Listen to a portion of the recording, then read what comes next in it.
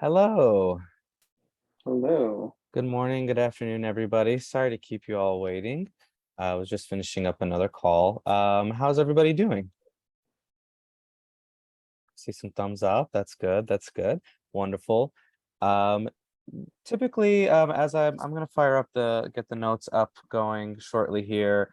While I do that, we'd love to hear from anyone if it's your first time, or if it's one of your first meetings. We'd love to hear from you, introduce yourself, or anything you'd like to tell the group. So I'll open up the floor for a couple minutes.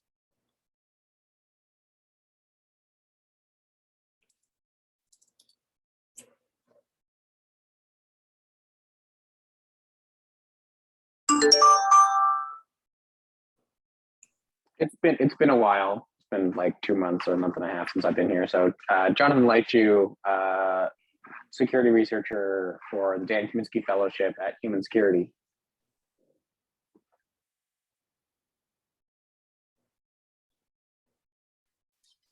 Awesome. Great to see you again, Jonathan. Do we have anyone else who would like to introduce themselves today? Okay, so it looks like we've got that. And for the time being, we don't have anything specific on the agenda. I would definitely like to continue the conversation about the identifying critical projects and the ingestion form and all that. But before we dive into that, are there any agenda items or things that anyone would like to talk about?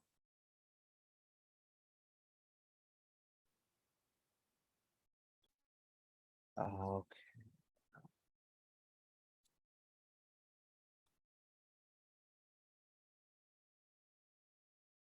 Okay. Well, I guess one thing we should also, I think it's important for us to finalize soon is that pull request regarding the charter. So did folks have a chance to review that, or do we have any objections or any feedback on the charter before we formally adopt it?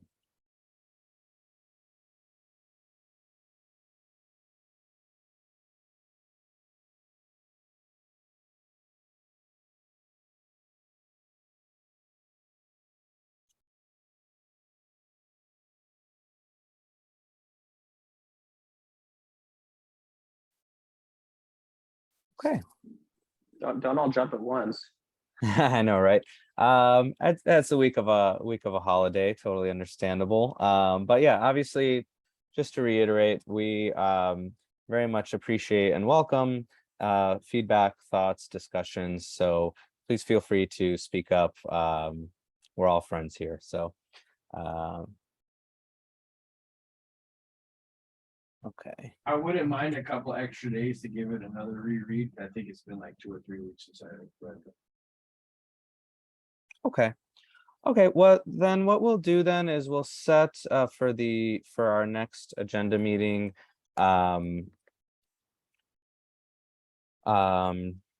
discuss any feedback and finalize slash adopt slash, or I guess I think it requires a vote if I'm not mistaken. So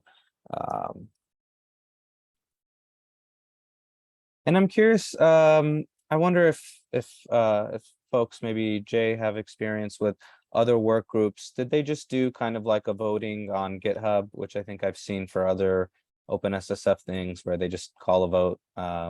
Or Jacques, did you see anything like that in the other work groups? Yeah, we did for securing software repos, we did a voice vote, and then we followed up with approvals on GitHub. Okay. For the PR, so that was a written record. Okay. Okay, Yeah, so we can approvals on GitHub are really useful. Okay. Okay, so we can do something. We'll do the same thing. So we'll do a voice vote in the meeting, any discussions needed, which that'll be recorded for reference, and then we could do approvals or voting on the PR for like a paper trail. Great. So that is that. And going back to my original question before we kind of dive into some of the stuff we've been working on recently, if there's any agenda items or topics that anyone participating today would like to bring up or talk about, I think now would be a good time for it. So let me take the opportunity here. Hi, Amir. Manor. Yeah, so three of us, myself, there's Alex Kim from IBM and Ishel from JFrog. We have volunteered to organize a virtual workshop. It's called a conference, but I think it's more like a workshop of open source maintainers, and to hear about their problems, their pain points, and hopefully build some understanding. So it's a dialogue to get the open source maintainers of the top critical projects at one place and hear about their pain points, get some understanding, then probably coordinate with the other working groups and get that idea disseminated and so on. So that's kind of the main plan. Michael Scovetta was the original guy who was the whose brain spawned this thing, and we are just the executor at this particular point. One of the key things is obviously to identify the scope, as in what are the critical projects that we would want to, or how do we determine that? And is it based on programming languages, and what are the top most, I'd say, the top 5 or top 4 programming languages, take maybe 20 projects that are ranked as the highest in all of those. Is that the way? Do we need representation across the board? As in, do we need something that's actually behind, like not necessarily in the top 20, but because they have different pain points, something that are in the middle ground, somebody who was in the other side of the long tail. They will have different pain points. There could also be the different domains, like the fintech industry may have different pain points than the let's say the healthcare industry and so on. So we cannot be able to address all of those concepts obviously in one meeting. So if the event becomes successful, if we can figure out a format and so on, the plan is to make it repeatable, let's say every 6 months, every 3 months, however, whatever is the timeline that we can agree or can arrange or organize. But right now we are still figuring out about how to identify the scope. So I would appreciate maybe open this up and get feedback from other people so that I can bring into our small group of discussion and finalize on that. So any thoughts on whom should we bring in, or how should we determine whom to bring in and so on? Is this the office hours for open source idea, or is this different from the office hours for open source? It's a different one. It's basically an actual workshop where we're going to invite people. Right now the plan is to make it virtual, but maybe on the second round or something we can actually even have an in-person event. So we want it to be like a small group. We can't have 500 people showing up. It doesn't make sense, or it will not be able to be. It's not manageable at that point. But so for that small group, very selective one, how do we select? That's the problem that we're trying to solve. I have some thoughts, but I would love to hear from the group. Jack has his hand up. Yeah, my main question is, how big do you see it being? What is the cutoff? Because that sort of affects what answer makes sense. For Zoom, we were thinking of, let's say if we partition in some way, let's say we talk about Java, C++, Python, JavaScript developers or maintainers. We can have split groups that are running in parallel, then have something in the afternoon where we can together. So we'll have small group sessions, then some large group sessions, maybe one at up front and one at the end. So for the small groups, I don't know, whatever Zoom allows you. I mean, allows you in a way, Zoom would allow you to do anything, but what is practical? I mean, if we have 100 people in each group in Zoom, I think 80 people will be non-participating and nothing is going to happen. But maybe 20 is too low. So I don't know. I mean, we are open to ideas.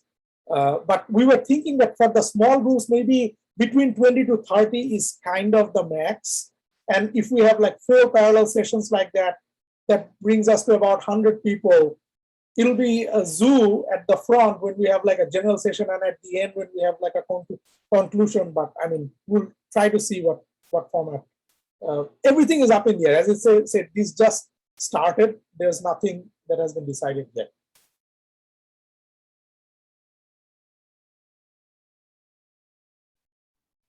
Any thoughts from the group?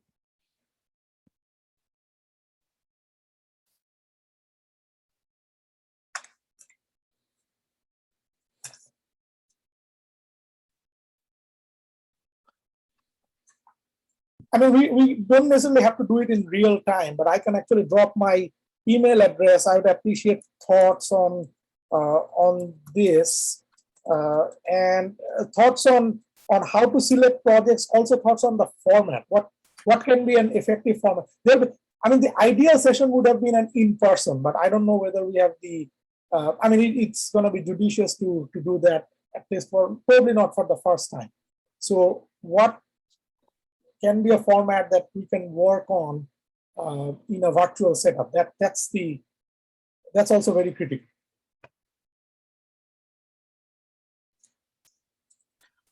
So some initial thoughts are, one I would say is, especially if this is something that's kind of nascent and you're just kind of experimenting, I would say just get whoever you can. Invite. I like the idea. I would say, yeah, probably no more than 30 in an individual Zoom session, because you're right, there is probably going to be over half, maybe even more, especially if it's the first time, maybe participation will be a little more difficult. But yeah, I'd say 20 to 30 sounds perfect for like a break off session, and it could be relatively informal. 4 questions, what are your biggest pain points, or what would you like to see, or how would you like to improve, or how can we help? How can, kind of coordinated efforts like OpenSSF and different other efforts out there, like how can they help you better? Because like, just for example, today, I happened to see a tweet on where maintainers were essentially complaining about getting a lot of automated pull requests and automated notifications saying like, I need, like people need that personal touch. And I think that's also why with our security audits, we've been more successful, is because we do build that relationship with the project. So definitely, I think the personal touch, we'll just reach out to however many people. I mean, I'm happy to help out with outreach, and we could always divide and conquer with the work groups and what have you in terms of reach outs. But and then in terms of like what is critical, I mean, this question comes up time and time again, and sometimes I think that most of the stuff that we're looking at is, for all intents and purposes, a critical project. We're just kind of splitting hairs as to, well, how critical or what have you. So, I mean, the criticality score comes to mind, that's broken up by language and ecosystem. But yeah, I would just say start with something, start with, even if it's 10 maintainers, getting them in a room to talk and to iterate on, I think would be a huge victory. I mean, just engaging with these open source maintainers or contributors is going to be a victory in its own, because I at the end of the day, open source is run by people, right, and developed by people, and we need to have that kind of personal touch and personal aspect with what we do. And I think this is a good effort for that. And again, yeah, I'd be happy to help with outreach. And but yeah, it's definitely and I like the idea of keeping it slightly, probably, I mean, obviously having maybe like an agenda or something, but keeping it more informal, and actually I was just talking about this in my last meeting about like incentives and whatnot. So even if like, I don't know, you can give them a $25 iTunes gift card. I think OpenSSF could probably swing something like that. But just like a very, a very small thank you, a gesture, I do think will go a long way in terms of incentivizing or, just showing thanks for their time and what have you. So I kind of rambled a lot. Sorry about that. If anyone has any thoughts or feedback on what I just said or to Manar's question, please we'd love to hear it. I think that the best practices group might be a good place for you to get feedback. Okay. Thank you. And Hen brought up a good point too. Some of probably the bigger projects are likely going to be probably a security team of some kind, rather than like a individual or group maintainer. But this, I think, would be a good way also to almost categorize projects. So, is Project X run by, volunteer led by less than 10 people, or is it led by, a corporate backing with a team, in Red Hat or Google or what have you? But that is a good point too, Hen. Thank you for that.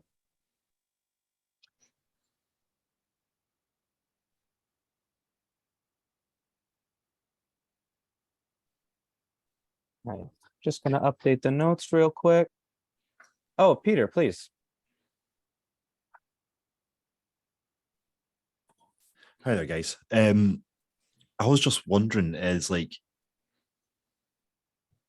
just from what you were just saying, Amir, right? I was just basically wondering, it sounds very arbitrary.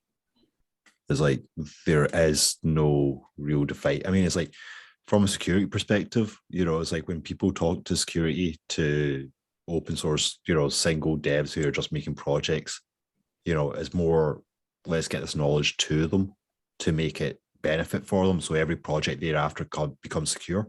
Whereas if we just go start targeting projects left, right, center through the ecosystem, it basically shows that, there is a form of favoritism. What's the criteria? What's the selection process, et cetera, et cetera, et cetera.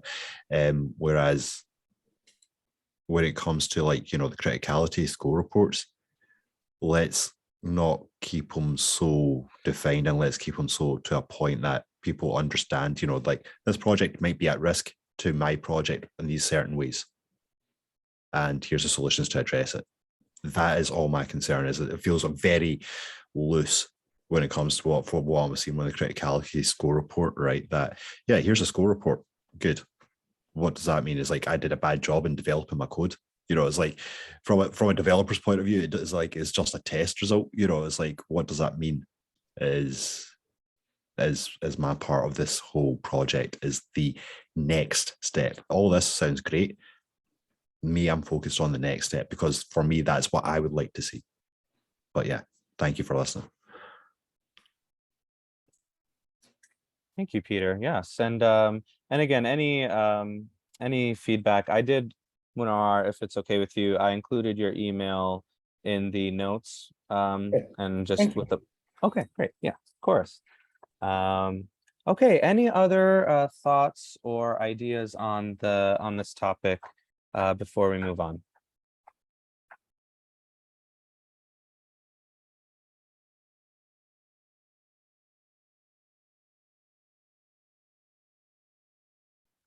Okay.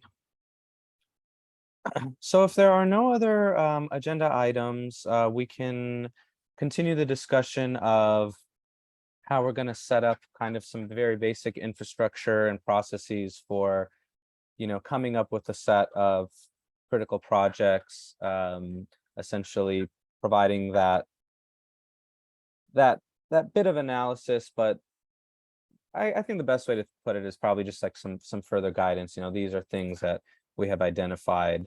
We were talking in the last meeting about using GitHub as a platform for just kind of keeping track of things and doing it in a very basic and simple way. So I know Randall was working on that, and we had talked about Peter is too. oh, that's right, Peter is too, yes. So yeah, we'd love to hear from you too if you have any updates on that, on the what we're calling the ingestion engine.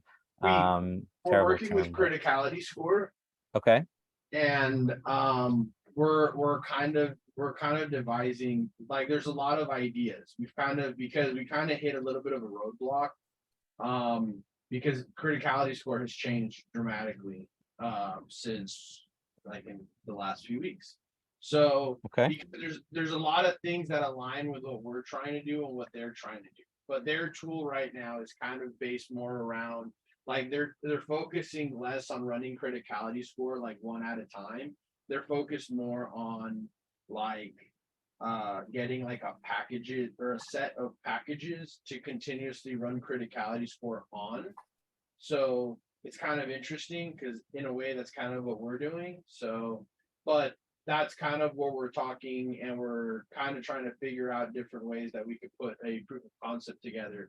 Right now we're exclusively using npm, but that's just because of ease of use, and it's easy to mess around in JavaScript. But yeah, but eventually that should be kind of universal. So right now we're kind of in that phase of everything. Okay. But I do want to say this, Amir, because that if we are going to maintain a list, I think it's worth it to think about how that's going to happen, because, like, I think the idea of criticality score is that we would maintain it and run it over a period of time. So I guess that would also mean, like, we have to do the name critical justice, I think. And that means that if there is a package that maybe gets discontinued or whatnot, criticality score in the way they have their tool would kind of take that out of their tracking base. So I don't know if that's how they want to do things, but yeah. I think that there might have to be a meeting where we have the criticality score team and us kind of figure out where we align and what we don't align. Because I think they do want to make it work for us, but it just depends on it kind of seems like we're operating as two different groups, even though we're not really supposed to be. Can I ask, Randall, when you say we are talking to criticality score, who is we in this sentence? That's me. Okay, sorry. Didn't want to put you on the spot. Yeah, I was just wondering if there was like another working group that was involved. No, that's basically me. And on Slack, just kind of getting my questions answered. And on GitHub also kind of when I realized that, because I actually had containerized the original criticality score. And then in like a week ago, actually when I was doing the demo, it magically stopped working. And that's because the Python version got deprecated. So then I realized I had to talk to them. Okay. Jonathan, you have your hand up. Yeah, so thanks. And thanks for that update, Randall. You said, if I heard correctly, that they're selecting a set of projects for continuous updates. And I was just wondering what the expected update cadence on what projects were critical is, because continuous seemed more frequent than I was expecting. I don't know how they're running the tool. I don't know all those details, but I know that the tool essentially now would be something along the lines that we would have a set of packages that we'd be tracking criticality score for, and the tool would run like on that set of packages. Now, like in the future, could it like run back to where the way it was originally running with just a CLI tool? I think it can, but I don't think that's a huge priority for the team, because I think that what they're focusing more is like the scalability of the tool. Josh, I just wanted to mention, I'm not sure, Jono, whether you made the last call. It was at a different time. Caleb was able to join. He's based in Sydney, so it was a time that he could join, and did a presentation on the work he's done. And a big part of it is something I've run into, which is GitHub API limits. Yep. Yeah, but I think that presentation is worth watching to get context on what's been done. And I think the biggest limitation right now in terms of like continuous scanning is literally that you get a tiny dribble of 5,000 API requests per hour. Okay. So how, Go ahead. that is important for the operationalization thing, but I guess maybe separate from the policy choice of how often do we expect the score or ranking for some project to change? I'm not sure. I'd have to ask Caleb what. I mean, we don't have the data, right? Like we don't have much historical data where we could project what the expected amount of variation is. I think they track it weekly, just for the record. Okay. For the purposes of securing the projects, how nimble are we in moving resources around such that we could make use of weekly changes? Not very, honestly. I don't think we have a weekly level agility in the OpenSSF right now. It would have to be automated. Like we would have to automate it all on GitHub would be probably the only way.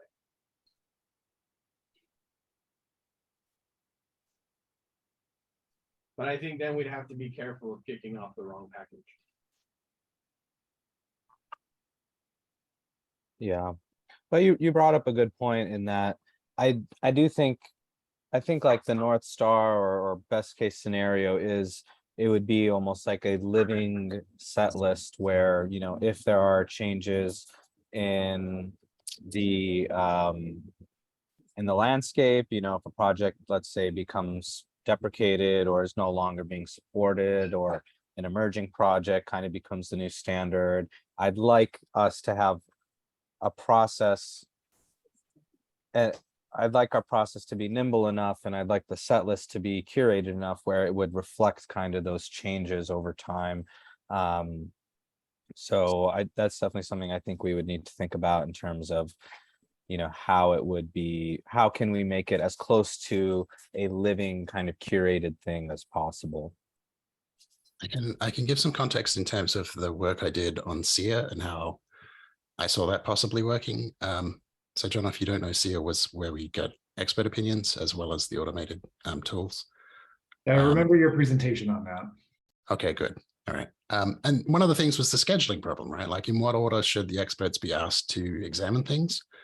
And some of the sort of heuristics I looked at, one is to more frequently examine things that are close to a cutoff threshold. So if Alpha Omega, for example, is targeting the top 200, then anything that's sort of like in the 190 to 210 range should be checked more frequently because it has a high probability of dropping out of the list or joining the list. The other one is when you have input metrics that turn out to be influential over time. Then, Chris, your microphone is on, by the way. Sorry. Yep. No worries. If you have metrics that turn out to be influential based on data that's collected, then, for example, you might prioritize for scheduling those things that have big shifts in those metrics to be re-examined and that sort of thing. It is a sticky problem because if we knew how to optimally schedule things for examination, then we don't need to schedule them for examination. We already know which ones are the most critical and most need to be looked at. So it's kind of a turtles all the way down problem. Yeah, that makes sense. I suppose asking a question to see if we could short circuit that a little bit by understanding what the outputs of the ranking can be used for and how nimble that process is. I understand that we'd of course want to know as soon as possible if a new project has become a de facto standard that needs attention. But that's different from how quickly, if something does drop to 201, how quickly can resources be reallocated to the thing that's now 200? I think is, you've given me a lot of answers about good things that you're doing and that's going on and that make a lot of sense, but I haven't heard an answer to that question yet.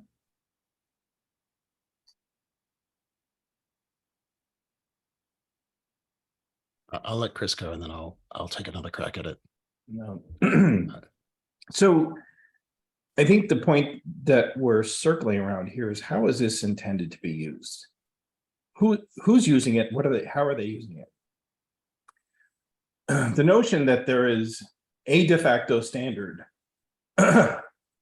implies context, right? So there may be, you know, a project that sort of grows in stature to the point where it becomes, you know, like a MySQL, but that's in the context of a SQL database, right?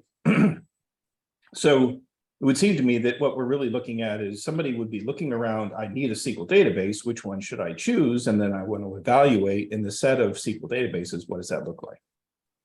Right. And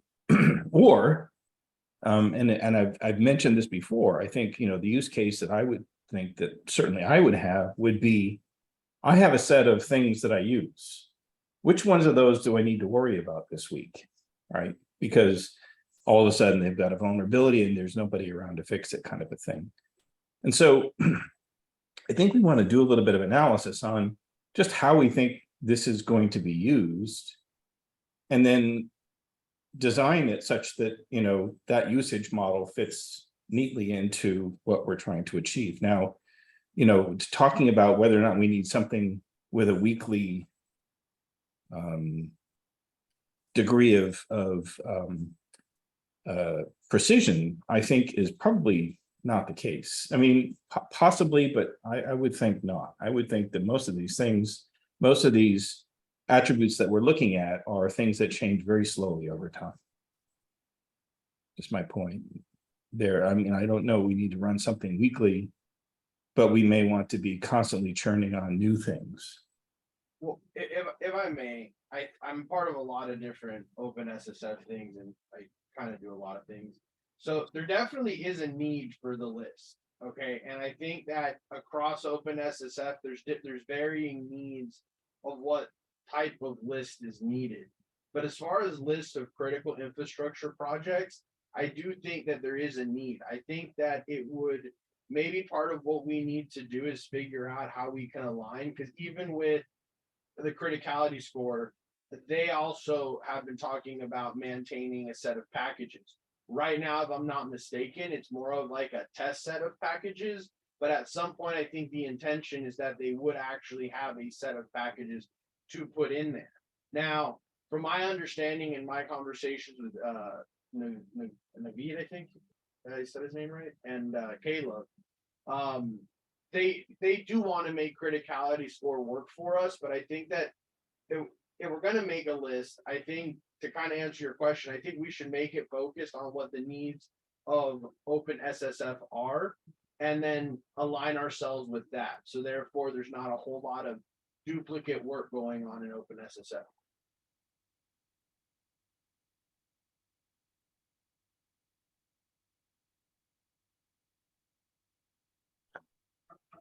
Go ahead, Jack. So I guess I have two replies, and I'll try not to broaden the conversation too much. In terms of what the list would be used for me, I've always had in mind that the primary consumer is going to be alpha omega for any list that this group develops, and that secondary consumers will be, so to speak, you know, end users. So companies, governments, academic institutions, and so on. In terms of cadence, I think it makes sense for automated scores to be run more frequently, because at a very large scale, the odds that something shifts dramatically go up just because there's so many things being sampled. So it's useful to have that intelligence quickly. But when I developed SEER, I had in mind the idea that it would probably be periodic additions, right? Like once every quarter, or, you know, maybe bi-yearly, we would take a cut of the list and publish it and say, this is the spring 2023 edition of the list. And possibly even just publishing the top 200, you know, or the top N. The reason being that for those secondary consumers, that would be more digestible and a cadence that very large organizations can possibly keep up with. Large enterprises, as we all know, struggle to think in terms of reacting things within a week, just given the scale and the number of people involved, and governments likewise. So I think like a quarterly cadence would probably be feasible for large organizations to latch onto and to work with. Again, the thing to bear in mind is that most of the time it should be stable around the top. Things might move up and down, but if you're taking a cutoff of n100, then most of the interesting thing is what happens around that cutoff. I'm not sure if did that answer your question, Jono? Yeah, I think it does. Because, and then what I would hear reading that back a little bit is that I would trust you to be doing clever things around rolling up the weekly thing into the quarterly or every 6 months, whatever, but that it's not churn there wouldn't become confusing for end users because they wouldn't see it, which I think would be a concern. But that seems well handled by the cadence that you proposed. It's like the TIOBE index for programming languages of the world, right? It's like, you know, the languages go up and down and they may change positions amongst each other, and that may be interesting to like make inferences about, but fundamentally like the top of the list is mostly going to stay the same.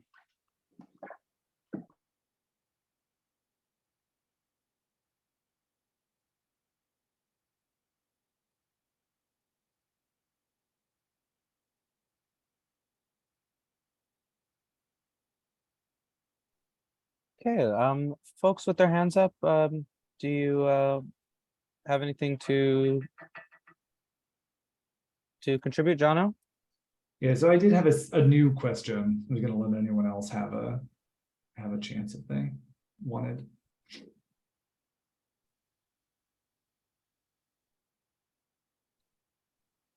Okay, so hearing nothing, I'll so minor question, but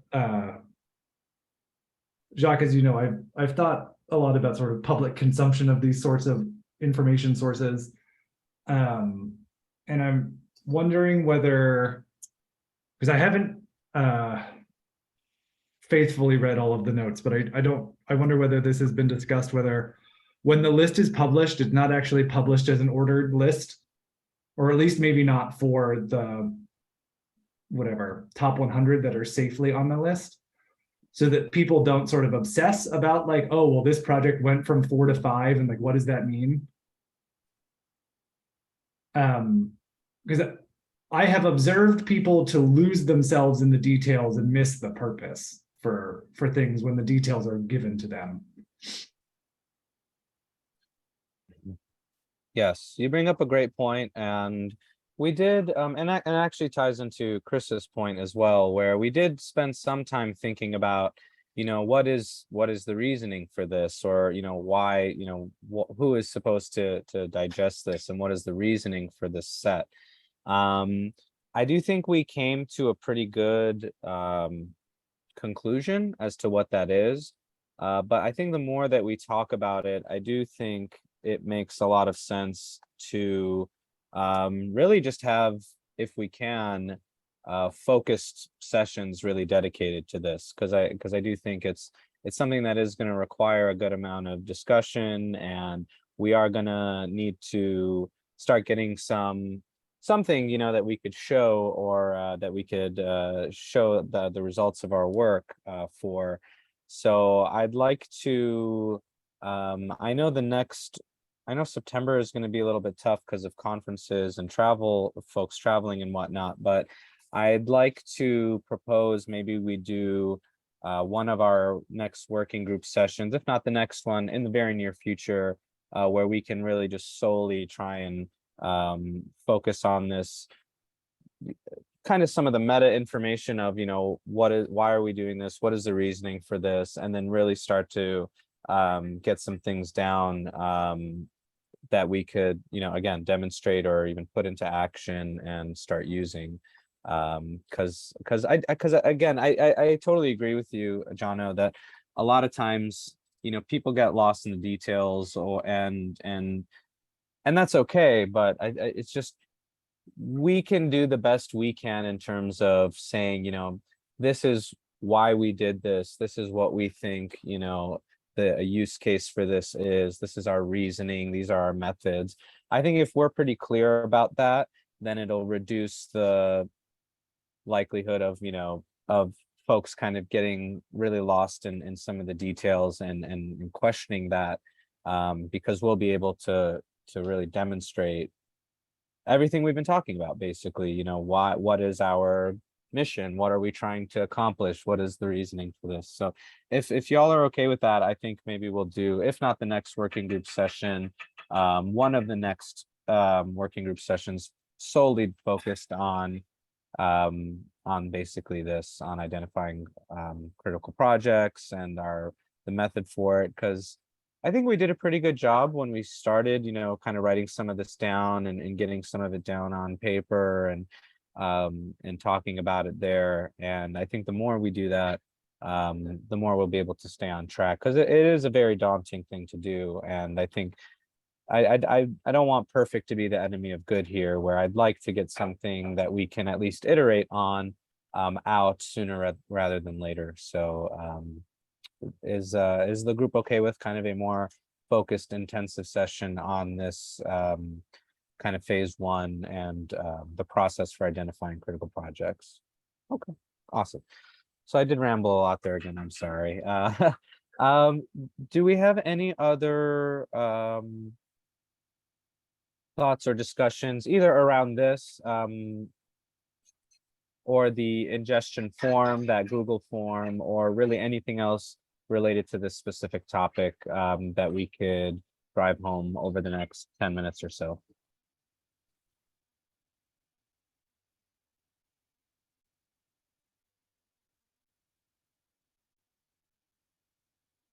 Maybe Amir also getting Caleb on that call just to add that would be good. That's a good point. Yeah, well, maybe then what we'll do is we'll be sure to do it maybe during one of our APAC friendly meetings. And that way we can get Caleb involved too. Great point. I'll write that down.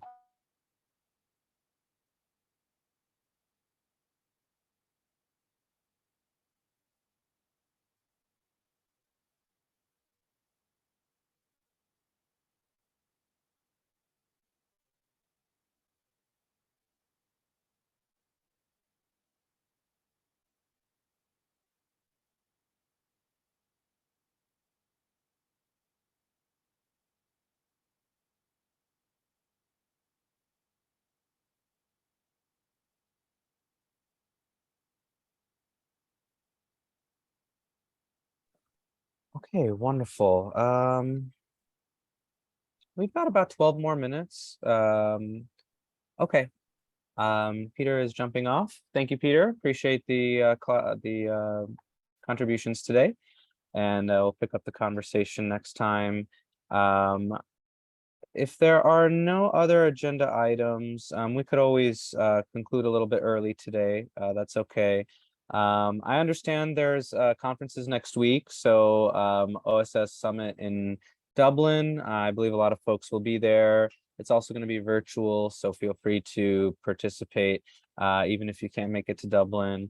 And yeah, looking forward to that. Looking forward to seeing a lot of you there. I will be there as well. So feel free to find me, and I'd love to see y'all in person. And then, yeah, I like the idea of like a more intensive session on this ingestion engine and kind of this phase one. So we'll be sure to do that real soon. And okay, I think we can conclude then for today. Thank you all for the contributions and the discussions, and look forward to seeing you all in a couple weeks, and hopefully also in Dublin. Ciao. Bye, everyone. Thanks, everyone.